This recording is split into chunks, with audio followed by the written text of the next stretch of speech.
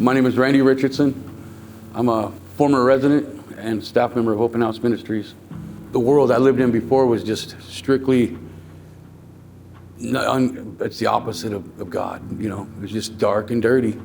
I started smoking pot when I was a little kid. I started drinking alcohol, you know, and when I was a teenager, I just loved drinking booze, you know, on my friends. Just never stopped, because I never really knew that I was doing anything bad. Started doing stupid stuff on it, you know. My daughters had to see their dad go to jail a lot. Mom and dad arguing. Them seeing dad do a lot of bad things. I mean, there's no other way to say it. I'd probably be gone by now, you know. Drugs were just, at my age, doing drugs and the crazy things I did. And I sure wouldn't be around, you know, in society.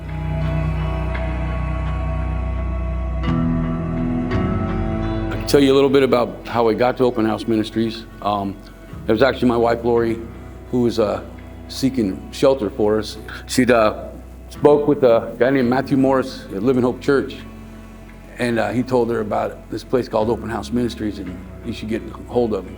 Gave her a piece of paper to fill out, so she went down, talked to somebody at Open House. A year later, the guy calls her, because it's just how it is, you know. It's really, I mean, it's a privilege to be there, bro, because the line is big.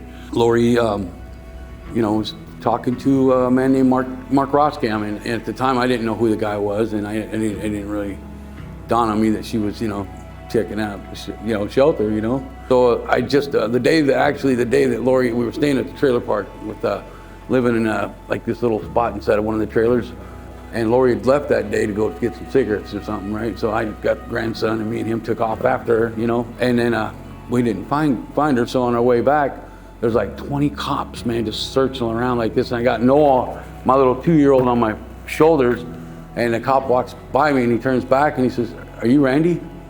And I'm like, "Yeah." He goes, then he says, "Put the child down." So something that I did like 4 years prior to that, you know, scrapping metal or something, they arrested me. How God works, he arrested me is what I call it, you know, to save me, you know, so she could do this, man, you know. And then I went to jail. When I got out of jail, Lori says, "Come on, man, we're going downtown to this place down there, Open House Ministries." So we take the babies, you know, and our little bags, and we go downtown to the shelter. Walk in there, and it was the craziest thing ever happened. I mean, these people are standing there like they're waiting for us, you know what I mean? And they were, you know. It was, I can remember the names. It was Renee Stevens, Mark Roskam, and a lady named Dawn Barton was standing there with them. Yeah, so it was really cool, man. And they just, you know, we did, you know, they took us, showed us our room, and we happily ever after there, you know.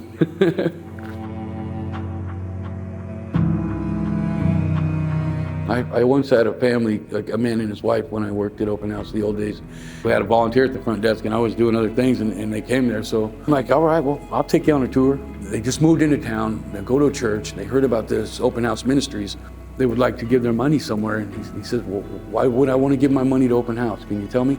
So I took him on a grand tour of Open House Ministries. I mean, up in the residents would let us look in their rooms. They seen the kids. They seen everything going on around there. And then I told him, I said, "Man, these people were broken, brother, like you've never believed. And every dollar that comes into this place, it doesn't go nowhere else. I mean, it will pay the lights on this building to keep it going, the water, you know, everything, food, clothes for the kids, everything, bro. But that's where your money's going, because that money, when you help out that way, you're helping that little kid right there change his life, because his parents have changed, you know, everything about him. And it's just, I believe that God's children are the ones that are funding this place, because it's a life changer, man.